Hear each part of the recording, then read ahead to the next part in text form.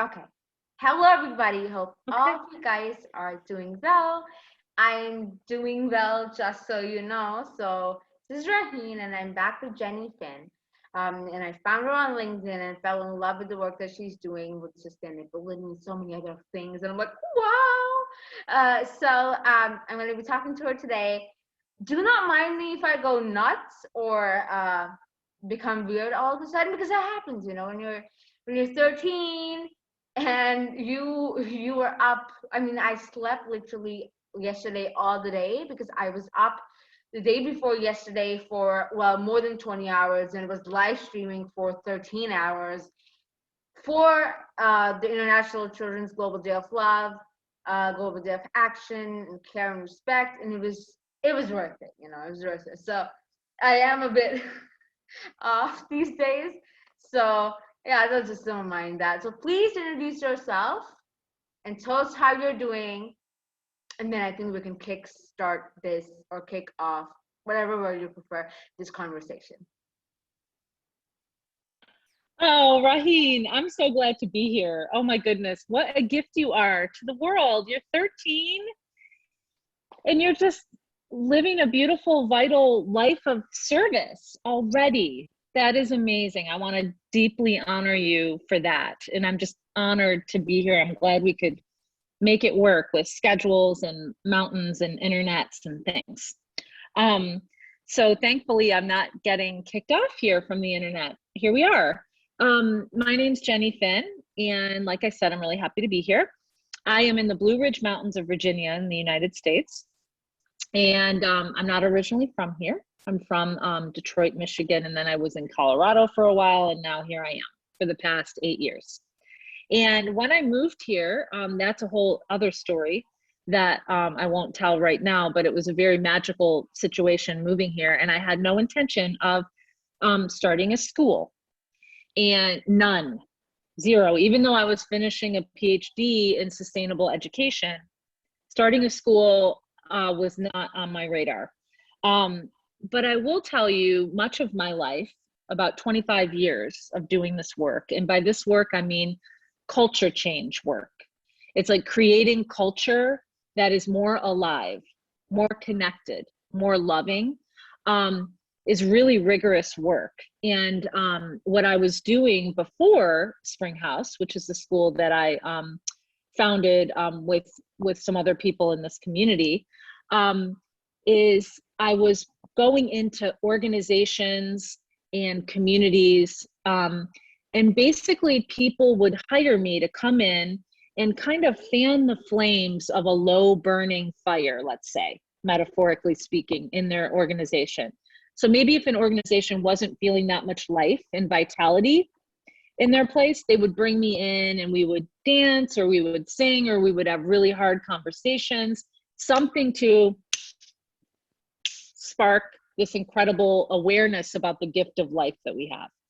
But what would happen, Raheen, is I would go in, sometimes for a workshop, sometimes for a 2-hour thing, sometimes for an 8-week series, whatever, is I would go in and I would do something, and as quickly as that fire rose, it would go back down because it didn't have the culture to support it. And so what happened for me, there's a great quote, I don't know who said it, it may be Seth Godin, but I can't remember. It's, culture will eat strategy for breakfast. Culture will eat strategy for breakfast every time. And what that means is you can start something, if you just do one spark, the culture is so strong, it will take over and it will just eat that for breakfast. So you really need to be doing both, strategizing while also creating infrastructure to build, to sustain that spark. So that's what I realized when I left Colorado. Education is a pathway to do that. It is a cultural leverage point to change and reorient culture. Right now, we're really not oriented around vitality as a culture at large. I would say even globally. We're definitely not in the United States. We're not oriented in a sustainable way. And in a way that takes care, fosters, and respects life, the life source that runs through all of us. We're just not there. education is really about intergenerational relationships where adults in power decide what's most important, what's the most important ways of being, knowledge, skills, what's most important to hand down to our youth. Frankly, I'm alarmed when I look at education at large. What we've decided is most important, and I want to do it differently, and so do a lot of people here at Springhouse, and also nationally and globally. As you know, you're one of them. So when I got here, I really kind of I decided I didn't want to be that fire starter anymore. I wanted to create culture that over the long haul would create different culture, more vital culture. And I just kind of threw that prayer to the universe. I just said, I don't want to do what I was doing. I want to do something new. And I wandered around for about a year. And then magically, something happened where Springhouse started.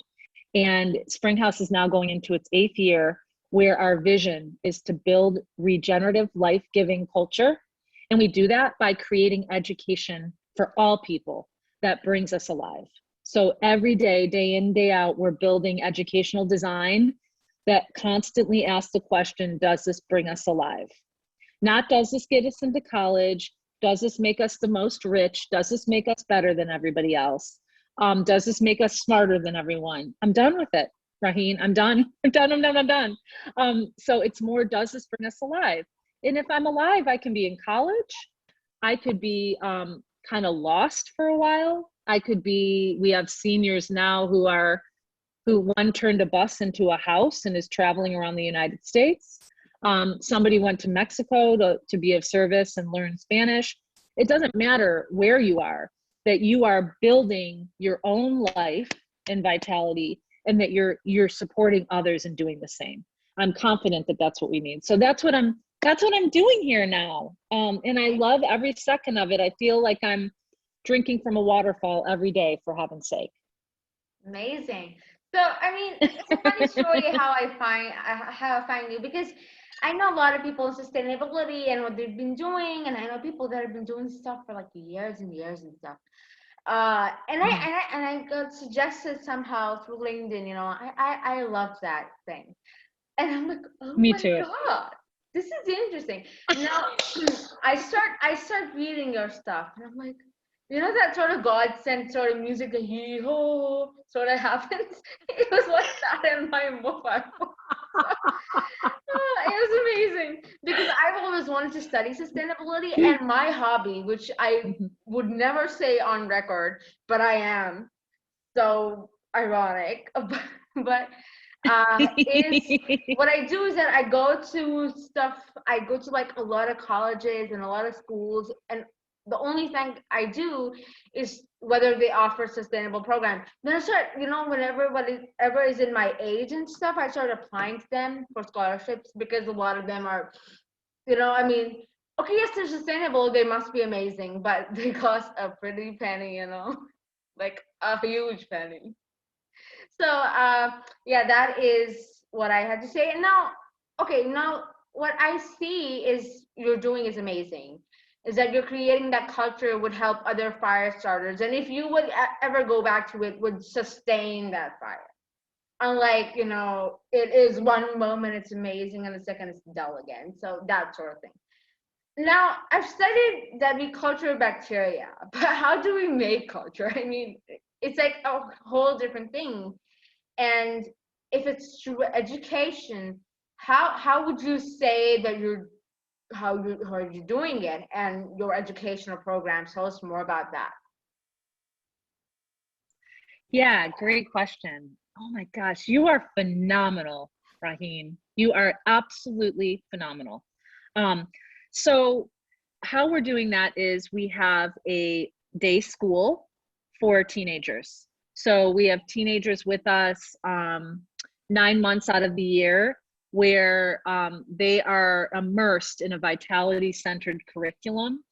One of the things, well, I'll tell you the programs and then I'll tell you something else.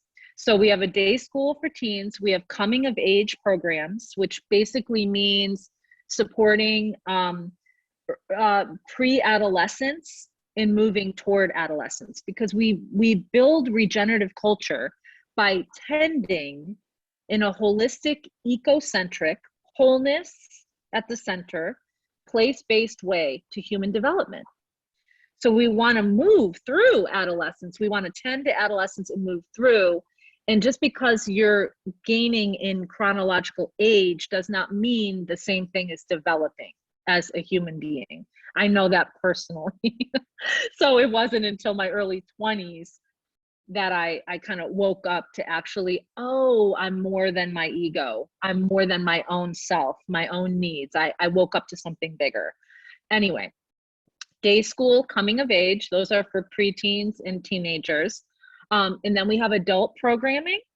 And the adult program is specifically focused on giving adults the opportunity to explore who they really are, the mystery of who they are. Because it's in that mystery that at least for me, in the mystery of it all, I heard who I truly am. And I'm much more than Jenny Finn, founding visionary at Springhouse, mother, wife, woman, whatever. I know that there's a deeper part of me. And when you know that, there's a freedom that comes from that knowing, where you can be anywhere. It's just essential that adults have the opportunity to do that work if they want to. So through our adult program, we have soul-centered work. We have a 9-month fellowship where we have people who come and immerse for 9 months, adults, 9 months in the design. And when they immerse in the design, they do a lot of their own personal development work, but they also can choose between 2 tracks. They can either choose to study vitality-centered educational design, or they can study community farm design. We are on an 11-acre farm. So we're all about sustainable agriculture, deep connection to the earth. So adults can choose that too. And then we also have something called the Well, which is a deep dive into mystery. It's deep personal work, looking at what gets in the way of you living your life and just doing the work to move through that. Then we also have cultural liberation work. So that's for teens and adults. And cultural liberation work is basically, how do we cultivate vitality to allow it to spill out in places in the world and in our community where it's oppressed? Vitality is oppressed. It's not flowing well.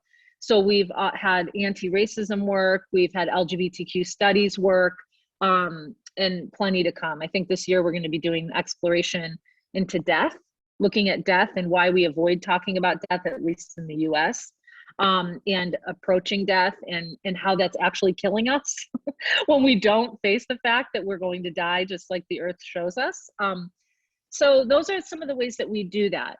Now, I just want to say, when families and teens come toward us to be part of the day school, which is the most comprehensive part of our program, because we've been tending to it the longest, when families come to us, what I tell them is, if you have any expectation that this is going to be what you've known as education to be, and if you want that, it's going to be a problem.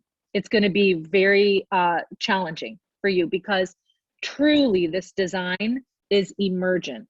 And what I mean by emergent is, we are the #1 priority of all the adults and becoming the teens too, because teens are in leadership also. We're listening closely to the emergent. So we have a lot of practices like meditation, embodiment practices. We dance together, we sing together, we create together to be able to hear the emergent. And then we design, then we build shape. We don't think about the design and put it on. We listen and then we design in response to it. And that, because it's organic, is always happening. It's not like, and now we're done. It's like we build and then we listen again and we're like, okay, this is the right container. And now what's happening this summer is we're listening and going, oh, we have a lot of work to do. We got to shift this container. The vitality is stronger. We've got to widen and reshape our container. So I say that because often I find alternative educational structures can be reactive to the one that we've known. So it can be more structureless. It can also be like only youth centered, which I don't think is helpful. I think intergenerational learning is where it's at, because adults have something to offer, especially if they're doing their own work. If they're doing their own work, they have a lot to offer. So my point with that is that emergent design doesn't mean hands off. It means actually listening deeply to source and then responding hands on, but in partnership with something greater than our human will. So our whole educational design, all of it, from the widest part to the smallest part at the day school or the adult school, the curriculum is born from a deep inner listening from each person, and then a collective practice of building the design. So it's really life-giving. It's a really beautiful thing. And I'm honored to be in partnership with something greater than myself, and also in partnership with our community and place to be bringing forward an example that now through our design labs is really inspiring many other people, just because we're in the practice of it day in, day out. I see. And what you said about this and us not, wanting to talk about it and getting scared of it and sort of like running away from it until like we see like, okay, yeah, now it's gonna happen. It's gonna happen soon. And it's not, oh, we don't have anything else to do, so we start doing that. But I mean, but I actually got inspired. And now it sounds super creepy, which I do say, I give like a heads up if I get super creepy before I tell that. And it is, so when my brother got cancer, and our doctors did not give us any hope, and my brother was very, very young,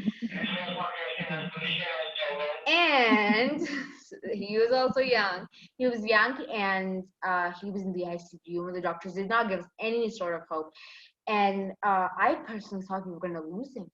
And when I saw him on the bed from like a little far away, I just had this realization of, you know what, if a 3-year-old can be, in ICU bed struggling for his life, then what am I as a 10-year-old? We never know. And nobody, in our life that we ever meet, that is, whether God send, whatever your beliefs are, can guarantee us life. Nobody can. Nobody can tell you you're gonna die in 2 minutes. Nobody can tell you, oh my God, you're gonna live up to 200 years. It's nothing. It's not that we start living in fear. Oh my God, I can die any second. It's not that you live in fear. You start living every moment such and to that full extent. And that's when I started stand-up comedy. You see how I carry myself? That is a very stand-up comic way. And I started with that. So I feel very confident talking about that, but it's gonna come anytime, and you don't need a deathbed to think about it. You can think about it in a nice, jolly way. It isn't that dark. That's what I wanted to say. And other two things is, first, you see, and thanks, the courtesy to Heidi Little for lending me her Zoom room because I don't have one. So we're in her Zoom room right now. Oh, She nice. actually works, and if you saw in my videos off and whatever, you see the Center of Social Emotional Learning, Center of Advancement of Social Emotional Learning. She has worked in social and emotional learning for more than 15 years and has a master's in it and so on and on. And she has modules and has worked into the social emotional learning and self-love. And I think you should meet her, because maybe there could be some way that your work could be incorporated in hers and hers could be incorporated in yours. I mean, I'm all about collaboration. That's the way forward. Totally. And the question I wanted to ask you, so you see there's an educational program and you have a sort of say school. Is there any program for teenagers that is equivalent to, let's say, a high school diploma or a, some college thing or something, like something that is equal to this and could be shown as like, yeah, I have a high school degree from that place or a high school diploma in that place? Is that how that's what the day school is? Ah, see. Yeah, the day school, you come And you can go from, you know, I think this will probably change eventually. We're not going to probably use this language anymore, but 7th through 12th grade. There's a 7th through 12th grade program. We're starting to call it day school because 7th through 12th grade, it doesn't, our students don't, if you ask them what grade they're in, it takes them a second. They're like, okay, I'm in 11th grade. It's just not part of our language. When they graduate, again, we're really reimagining, what does it mean to graduate? Do you just graduate when you're 17 or 18? Because it's so arbitrary. It's so arbitrary. It's like, no, it's about development. You move beyond the village of Springhouse when you're ready. And that's determined not only by you, but by the adults. But anyway, if I use traditional language, 7th through 12th grade, when you leave, you have a diploma, you have a transcript. Our school Springhouse is a part of many international networks. We're part of Education Reimagined, 100 out of Finland. I'm a country lead for the US for 100. We're a pilot school with Mastery Transcript Consortium. So we use a transcript that hundreds of schools in the US use, that is competency based, because we don't do grades A, B, C, D, E, F, but that's, you know, a lot of schools don't now. A lot of schools are competency based. So we use that transcript. Some of our people who leave Springhouse, like I said, they go to college, they go to be of service somewhere else. They wander around lost for a while. They build buses and go around the United States. They do all kinds of they go straight into work. One of our recent graduate was out of their house the next day in an apartment with a job in town. So they want to stay here. They said, I don't want to go to college right away. I want to save some money and get some life experience, and then I might go, because they're an amazing writer. So anyway, it's all different, but they definitely teens leave with a record of their learning, and go all kinds of places with it. What's most important to me is that what we're trying to do is, whether you're an adult or a teen, graduate a regenerative culture maker. You're going to go out there and you're going to advocate for life. You're going to take care of life in your own body, starting. If you're not doing that, you're not doing it. So you're going to start with yourself. Then you're going to spill that out in your community, in whatever ways you're called. It doesn't look the same for every person, obviously. So that's what's most important to me. And we also know we live in this world where there are diplomas and transcripts and all of that stuff. So we support our teens in doing that. Yeah.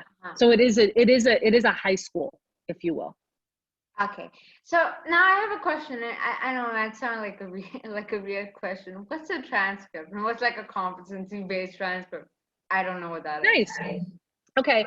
Well, a lot of schools they give grades, right? So A, B, C, D, 85%, you get a 95% in your paper or whatever.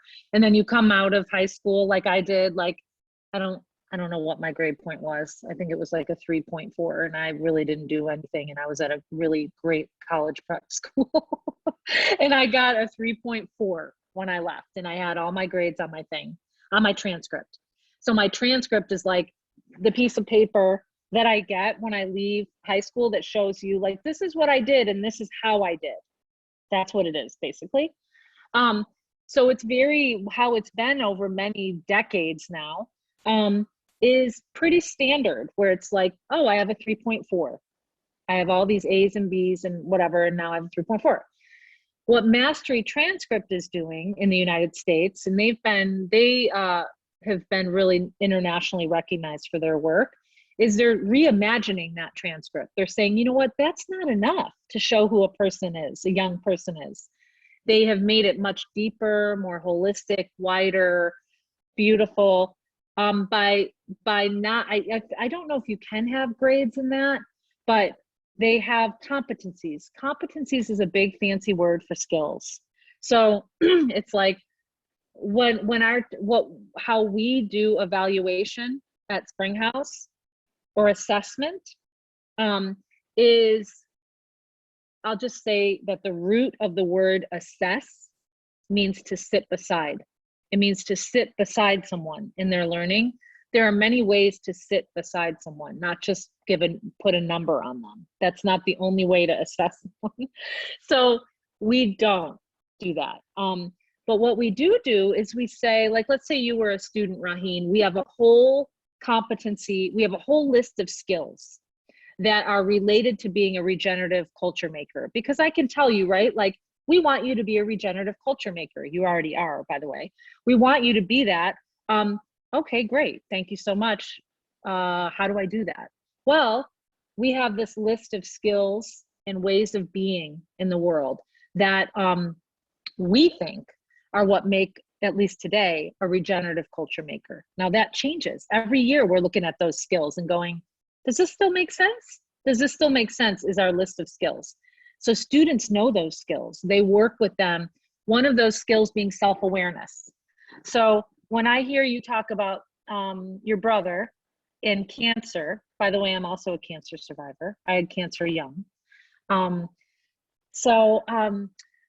When you talk about that, there's an that I can see that you have some self-awareness, very young, at 13 years old. To be a lot of adults can't talk about it in the way that you just did. Most adults can't.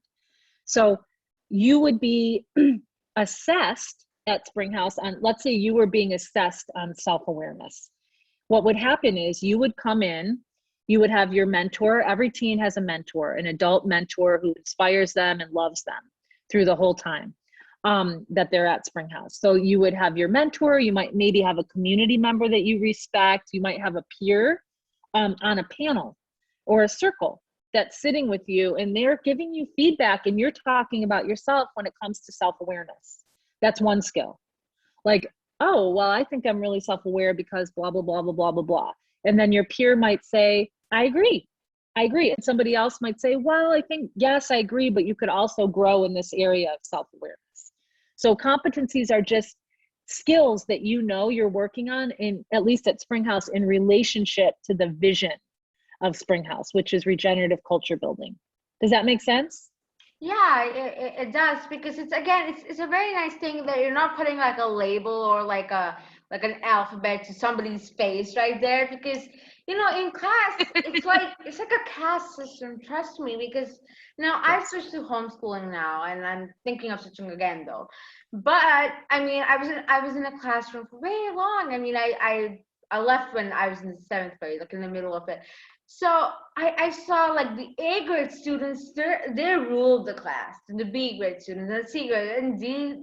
I mean, and then that also, I think, has a nice thing of like, oh wow, then if you are like that, then I'm better than you. Then I'm like that, and then I think just like right now the school system, or the orthodox grading system, really supports the fact, oh yeah, you are amazing because you have an A. That person has a C. Yeah. So I think that really has a lot of impact on how you are, just like as a person, and it's so amazing to hear about you. Now, one thing that's still stuck in my head is your 11 acres. So I have a sustainable, well, I would still say it's a garden, though it's like a little bigger than how a garden would be. So I just harvested eggplants today. I'm going to show you probably like off record. I have eggplants, tomatoes, cucumbers, 3 types of cabbages, potatoes, mangoes. We have mangoes in the house, very nice organic mangoes. Amazing. We have jamun berries. They're very nice berries that leave a tingly feeling in your mouth. We had oranges, so somebody cut them, which is so bad. And we have a couple of other things, also guavas and loquat, which is kind of like a kumquat, but it's not a kumquat. That's one way to explain it. And pomegranates and stuff that I cannot remember right now, because whenever I go, I'm like, wait, we also have that? That is amazing. What a bounty. I know, right? And it just takes like, we moved here last year, August. and we planted them, and now we're harvesting them, and we harvested a couple of other things as well. um, it's just like some moment of love, care, and respect that you give to your plant. I think it really just sort of comes back, because we had a whole bunch of mangoes, and we just took off some like a few days ago as well, and now they're sort of ripening as well. So Oh my gosh, I can taste it in my mouth. I can taste it. yeah, so I mean, it's totes amazing. That is one thing for sure. But Yes. I don't know. I wanted to try that as a Gen Z. Like in a session that I was doing like 2 days ago, it's like I just said dope right like in the middle of the conversation, and the other person like what? And I'm like, sorry, I just wanted to be Gen Z for a moment, because I feel I'm a very big millennial or a baby boomer, because I live in the time where I still want to do things by hand. I still want to do that sort of thing. So I'm an old soul. Let's You just would say that. be such a good fit at Springhouse. I'm telling you right now, Mhm. you would love the learners and they would love Which you. I totes want to talk. See, I said it again. So, Totes, which I totes. totes want to talk about. And so what I want to say at the end of, because we're reaching the end of the interview, I want Yeah. to ask you about your contact information, and then I would request after I end the recording, just stay for 5 minutes, because I have something personal to say to you. I just want to say that because Okay. people leave right away, and then I have to call them again, and that happens. So Yeah, your great. contact Great. information, please. Well, okay, great. And just so you know, I will say, the miracle of Springhouse is like we're going into our 8th year. The first 4 years, I wasn't sure if we were going to fly or die each year. It was like, are we flying or are we dying? It's very vulnerable to start up something that is unfortunately, is very different from the culture at large. The culture at large is so strong. When you start something new, remember, culture will eat strategy for breakfast, whether that's in a person or, what Springhouse is trying to take care of and bring forth is something the culture at large is actively either not interested in or trying to oppress in people and at large, which is unfortunate, but I don't know what else to say. That's why we're in the situation we are, in an unsustainable situation. Mhm. So, and I'll also say that in our 6th year, I had someone call me and say, I see what you're doing. I value it. I have a lot of resources. I'm going to buy you, my wife and I are going to buy you an 11-acre farm and a beautiful building that looks like a Harry Potter Great Hall style building. It's amazing. That is where Springhouse is now. We are in our home, beautiful farm. We're activating this year. You can come visit anytime. When we're hoping to be a boarding school, if you ever want to come, Raheen, you just come right in. Um, because you are a regenerative culture builder already. Mhm. So if anyone out there listening wants to learn more, just go to springhouse.org. That's where you'll find information about all the programming. We share our design globally. And it's, when I say our design, I don't mean there are 5 design principles. And those design principles are ancient. Things like building beloved community, respecting the earth. These are not Springhouses and they're not Jenny Finns. They are ancient. We're just highlighting them, and we're just, I guess, I don't know what, courageous, bold enough, out of our minds enough to actually try to do this one day at a time. So springhouse.org. You can find me on LinkedIn. And also, if you want to learn more in depth about the design, you can go to Sourced Design. The design is called sourceddesign.org. And that's a whole other rabbit hole to go down with the design. So that's how you can find us. And it has been a true pleasure to be with you, Raheen. You are so inspiring. I don't even know what to say, really. Thank you so much, Jenny. And I wanted to say to everybody and to you as well, you know what, after talking to you, and I've actually never said that to anybody, but I always, after some time, I would count my blessings, and I count my mother and my father and my brother, and nobody more than that, because I mean, I don't think so I'm close with anybody else that much, or I respect anybody, but I'm gonna count Jenny Finn as one of my blessings now, because you're a blessing to the world, man. So amazing. I'm gonna link the source .org and everything in the description when I'm gonna post it. Please like, comment, and if you personally want to connect with Jenny, you can just throw me in a DM or a message, or I don't know what LinkedIn has, but you get the point, right? So thank you so much, and goodbye.